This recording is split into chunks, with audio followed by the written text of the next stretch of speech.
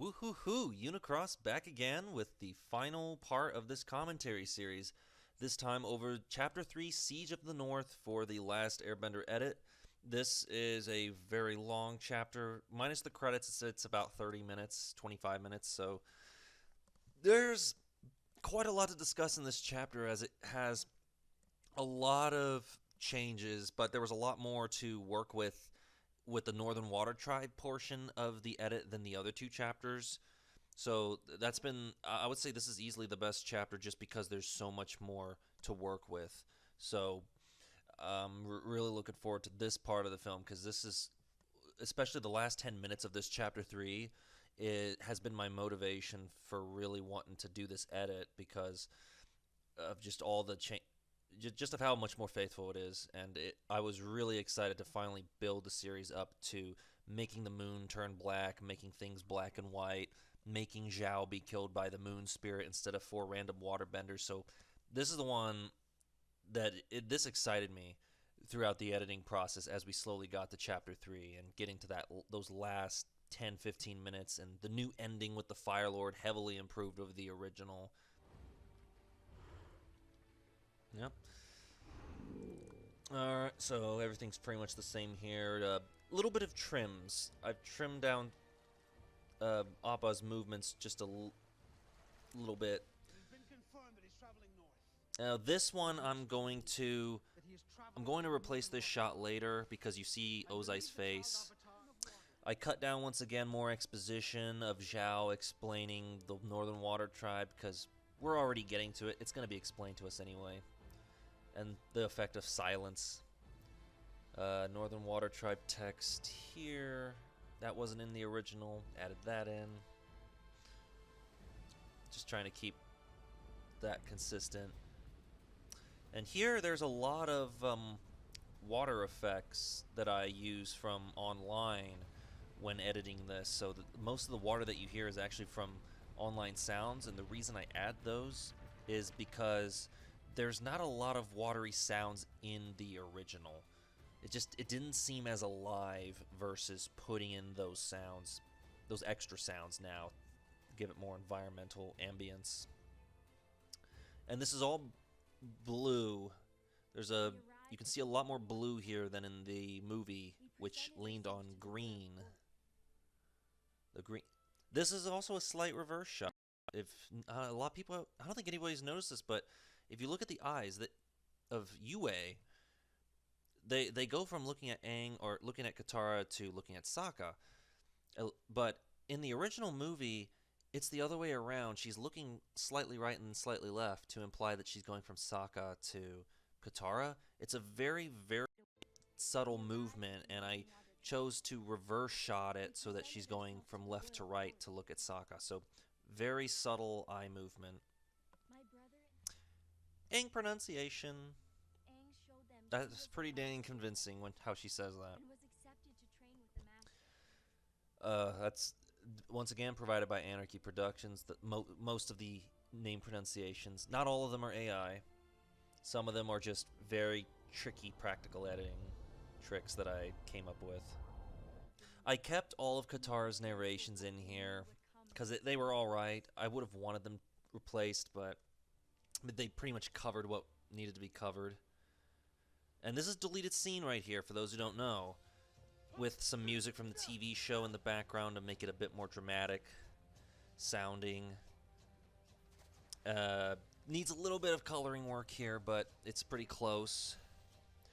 The reason I added this in was to show a bit, well, one for pacing, but also to show a bit more of training, to show that Pakku is a very good teacher to Katara, and that both Katara and Aang are building in their skills very slowly. And then a little bit of emotion here, so that's another reason I kept this scene in. You see a little bit of happiness from them. And then we get Aang. This is all the same. Aang just practicing. I did remove the line where Pakku tells Aang, "Would you like to spar?" Because this doesn't look like sparring. This just looks like play. I mean, this is weird if you want to call this sparring. So by removing that, I'm just saying like this is a training session, nothing more, nothing serious. He does say "ong" in this part right here, and I do need to fix that. And I like this bit here, showing that Aang is slowly building up his powers in waterbending techniques, getting his mojo dojo shit going. And strange. Oh, it does. I think Paco has a bald spot up there. That's nice. Yeah, dramatic zoom, and we brought back this scene here. This was cut for the longest time, but the reason I have included it back in is because in the original movie, Zhao attempts to kill Zuko because he somehow figures out that Zuko is the blue spirit. Well, but there's no reason for him to assume Zuko to be the blue spirit. There's no evidence. He just says it. It's a weird plot hole. Whereas in the cartoon, Zhao deduced it because he found that Zuko's swords match the blue spirits, and that's when he put two and two together. But we don't get that in the movie. So he tries to kill Zuko, assassinate him, and then invites Iroh to join him in his invasion to the north. Well, in this version, because Zhao is not going to try to kill Zuko anymore, instead he invites Iroh and Zuko to join him in his quest for the north, for funsies. And so that's why I included this scene, is because, as we will hear, Zhao tells Iroh, "Thank you for accepting my invitation." And we eventually find out, we will cut the Zuko ship, and it'll mean, okay, so he probably invited Zuko along. Okay, so we know that he invited Iroh. Good chance he probably invited Zuko along too, because surely Zhao would be aware of the situation that Iroh is in and having to be like the father figure of Zuko in this time, while as Zuko vanished. So I was trying to resolve a bit of confusion about why is Zuko and exactly here. Since Zhao no longer tries to assassinate Zuko, you gotta make up for that. So that's the purpose of me adding in this scene.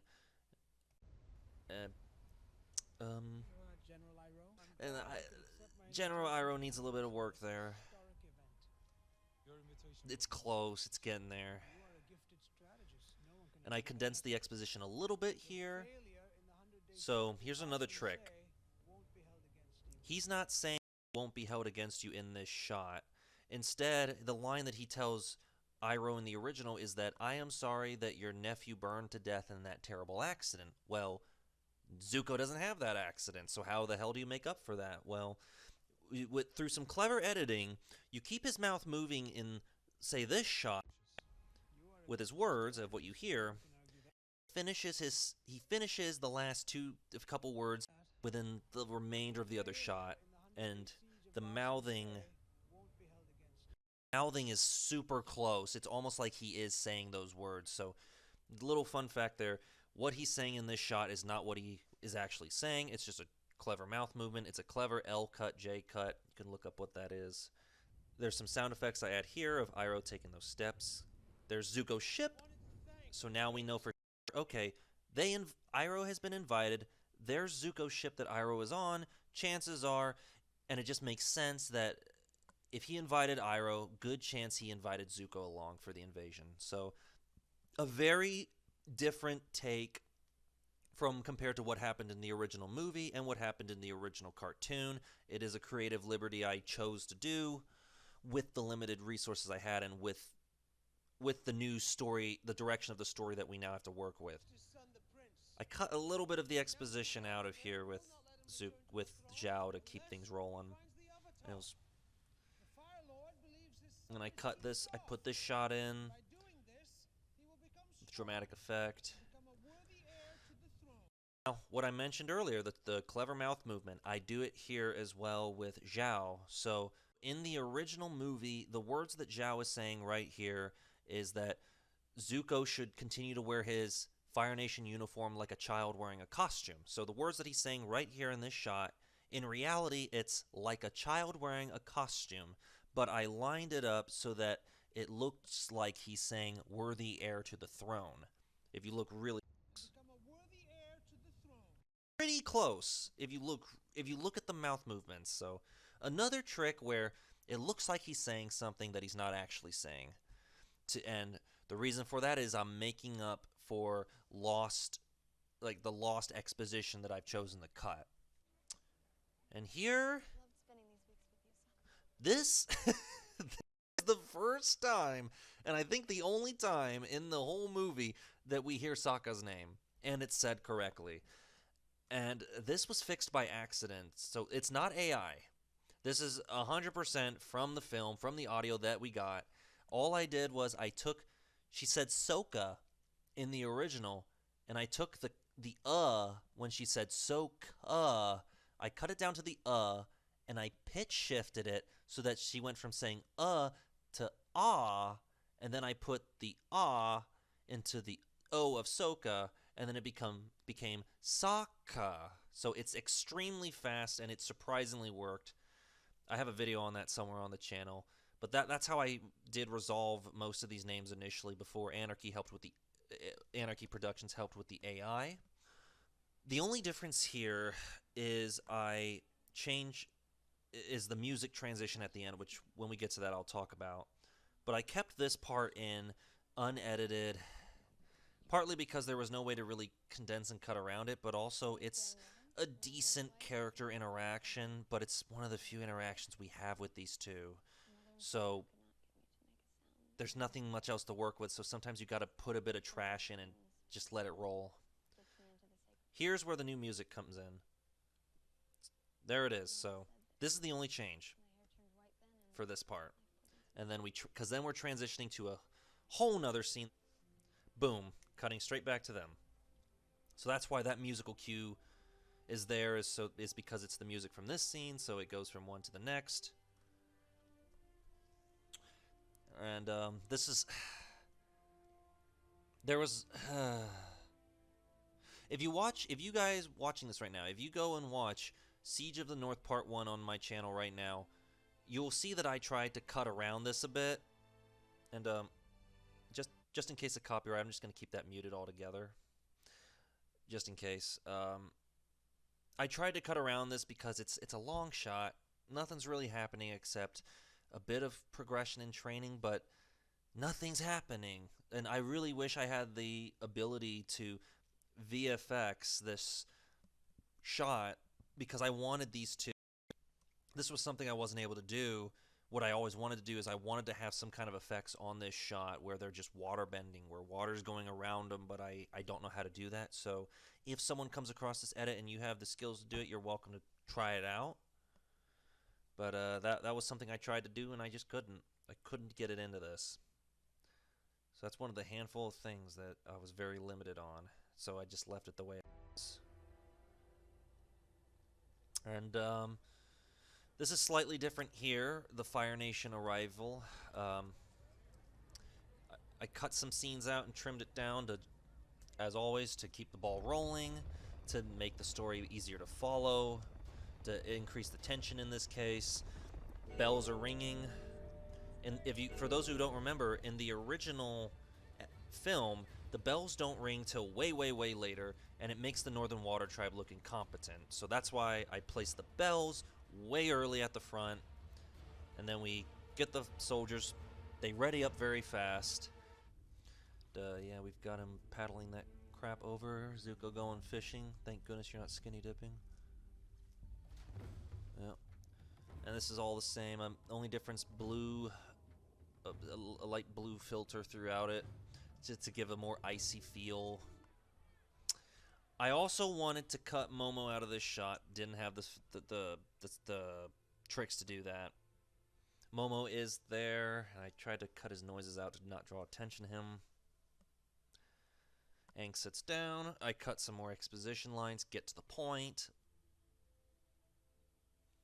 I just realized I can watch this on the monitor here. I've been looking this way the whole freaking time. Very quick Aang. I'm mostly happy with it. That was practical, it wasn't AI. I always knew you return. So all I did here once again is I condensed the exposition that the movie originally had, so where it's just silence. There's no talk at all in this version. And once again, the very first, this here is a reverse shot. It is a reverse shot of this shot. And the reason I did that is because there was no other footage to work with. That's the answer. Very much quicker firebending. This and that shot was all sped up. And the fire, big change, goes straight through her water, which I was on the fence about at first, but given that she's still a bit of an upper tier novice in this version, actually makes sense, I would argue, for it to go through the water, because it just shows that she has that training, but Zuko is still a bit above her in the power levels. He's still he's a black belt, and she's not. So it goes through the water, and then it crossfades. This is a completely different shot in the other movie, because in the original, Katara gets hit from the side with Zuko's fire, and I took the last bit when she got hit with the fire from that shot, and I placed it very stealthily in this shot to make it look like, as we're changing shots, it looks like the water is coming through the fire at her face. It's insanely quick, but you get that impression now. Watch this, and boom. So that was one of the hardest things to fix, because this fight in the original film is very sloppy. The fire is slow as shit. Katara is made out to be a complete dummy. And you'd think her clothes would be a little bit burned after this, but whatever. So that's the fight with Zuko and Katara. It's fixed. Pretty much fixed. And you will notice throughout the structure of this battle is these scenes are they're everywhere. I restructure this fight like crazy, where some scenes are happening earlier than they did in the movie and vice versa. Paku is bending so freaking fast now compared to the movie. He's a lot more menacing. And, we got this. I was hesitant on keeping this part in the battle initially, because I was trying to hide the fact throughout this edit that the firebenders don't make that. I was trying to make it so that the firebenders can generate their own fire. I really wanted to give that impression more in this edit, and so one of the things I did was I cut any reference to the firebenders making their own fire. All that's gone from this edit, and I'd say it works pretty well the first 2 chapters. There's not much attention drawn to the fact that they're taking fires from lamps, but it does happen in this part of when the rhino is climbing up the wall and the guard is throwing the fire. So in a way, it's sort of canon in this version that the firebenders can make their own fire. It's just I don't draw much attention to that fact, even though they are still using fire sources from other places. So it was a decent attempt at what I was trying to do in relation to trying to make the firebenders more intimidating by establishing that, like in the cartoon, they can make their own fire. He took Aang again. It's an AI that you're about to hear here. It's not perfect. I want to really Zuko's here in the city. listen to it. You took Aang again. Yeah, that needs work. But yeah. And once again, more restructuring. These scenes are happening at a pretty different order throughout. And I did cut down the spirit world a little bit so that he gets to the dragon quicker, gets the ball rolling, gets the plot moving, less stuff to deal with. Tell me how to beat the Fire Nation. The only change I made here is I sped up this shot that's coming up here, where the dragon, like right here, it is sped up a bit more, so it looks more 60 frames per second feel. I'm not fully satisfied with that. But the reason it's sped up that way is because I cut one of the dragon's lines out, and that line was when he says that it is not the Avatar's job to hurt others. But that's a weird thing to say, because Aang, he still hurts others anyway throughout this movie, even after this conversation. So I did cut that line out, but because I cut that line out, I had to speed up this shot a little bit. And this is not sped up anymore right here. This is where it stops. And this happened at a very different point in the previous film. It happened way later. I moved it here, and the reason I moved it here is because there is a massive teleportation plot hole when this scene occurs in the original film. So what happens in the original film is these two, they teleport from the bottom level of the city to the top.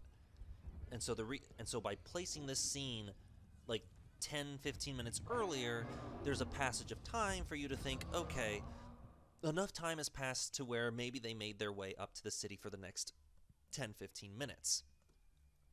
So that's why that scene got placed there, is that it fixes that plot hole.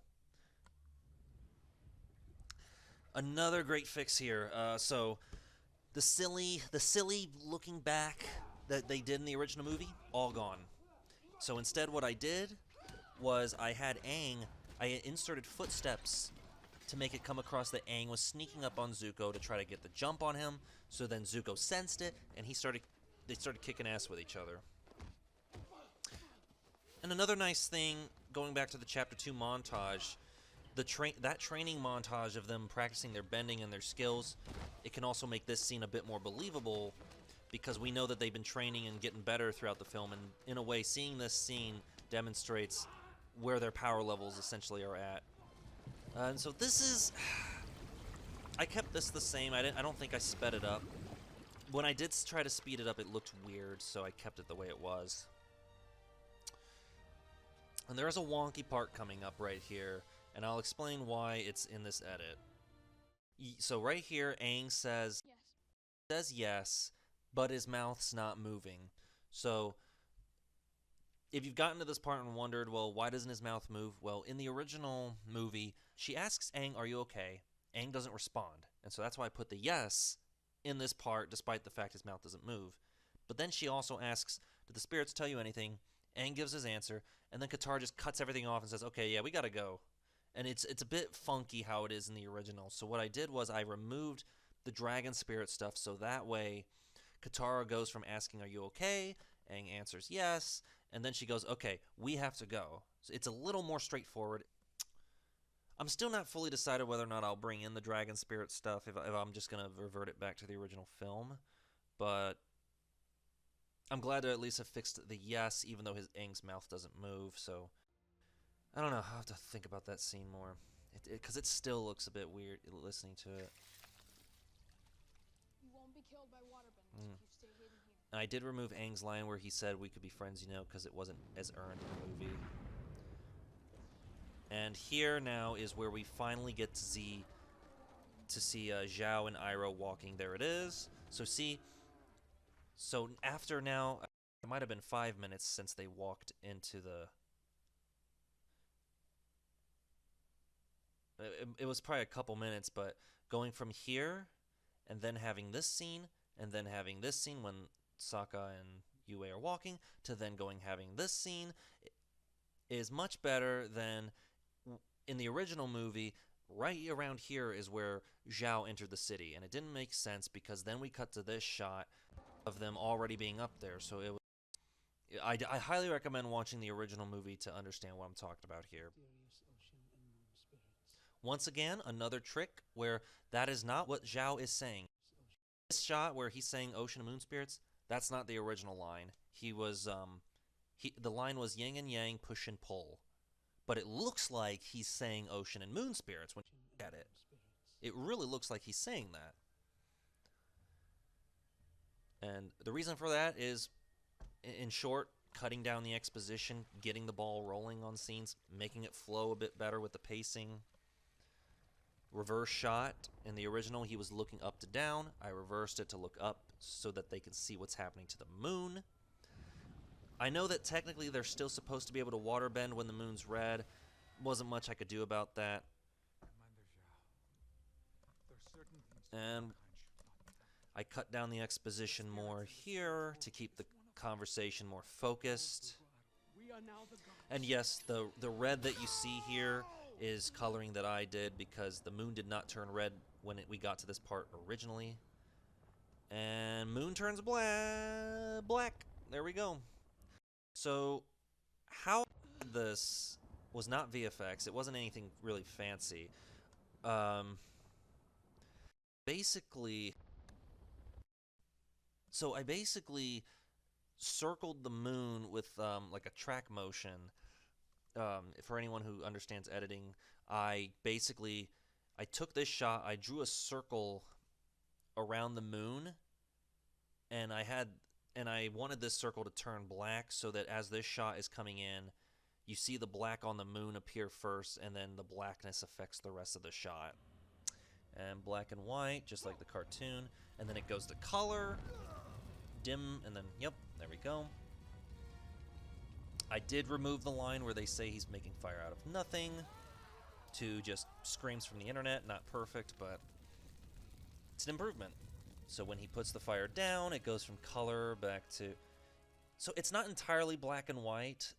I gotta remember, that it's a weird shadow thing I did where I think it's actually half desaturated.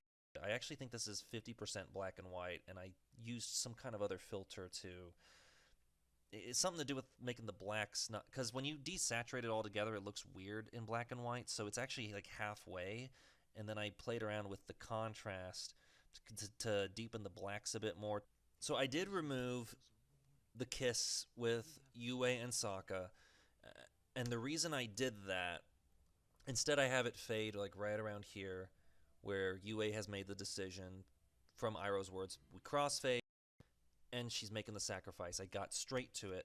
The reason I cut the kiss that happens before this with her and Sokka is because there is just not enough time spent with the two to have a romantic relationship.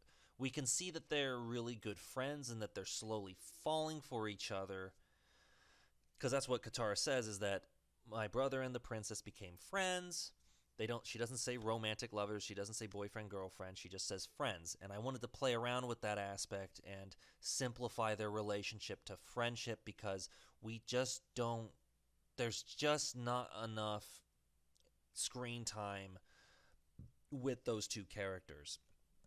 And if we were to have a kiss, that's part of the reason why the kiss can come across as cringe, is because, oh my gosh, this was not earned, this is weird. Are you two really in love? Why do you two love each other? So that's why I ultimately cut the kiss altogether, and I think it works a bit more with them being friends just because of what I've just said, that there's so little to work with their scenes.